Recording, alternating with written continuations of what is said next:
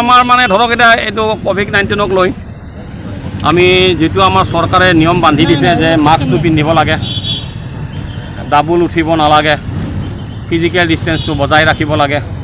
তো এইটো কাৰণতে আমি কৰি আছোঁ। তাৰপিছত আমি ফাইন কাটি আছোঁ। এতিয়া যিবিলাকে হেলমেট পিন্ধা নাই তাৰ ফাইন কাটি আছোঁ, যিবিলাকে ডাবুল উঠি আহিছে ফাইন কাটিছোঁ, কিছুমান মানুহে মাস্ক পিন্ধা নাই তাৰ ফাইন কাটি আছোঁ।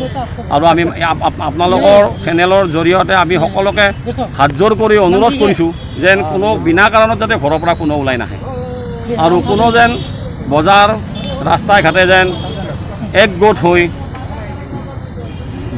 হৈ জুম নহয়।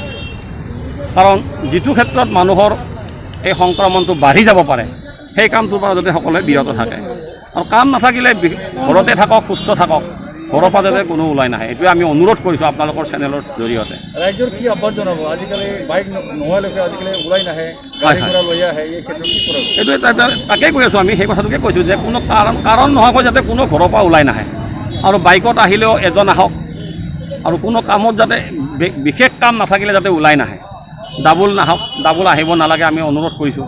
হেলমেটটো পিন্ধি আহক, বাইকখন চলাই আহোঁতে হেলমেটটো পিন্ধি আহক, ছিট বেল্ট বহুতে মানিছে, বহুতে মানা নাই। যিবিলাক মানা নাই তেওঁলোকৰ ফাইন কাটি আছোঁ। এতিয়া আজিলৈ কিমান কাটিলে? আমি এতিয়ালৈকে 130-140 মান হ'ব, আৰু হিচাপটো কৰা নাই। যোৱা মাহত আমি 195 কাটিছিলোঁ।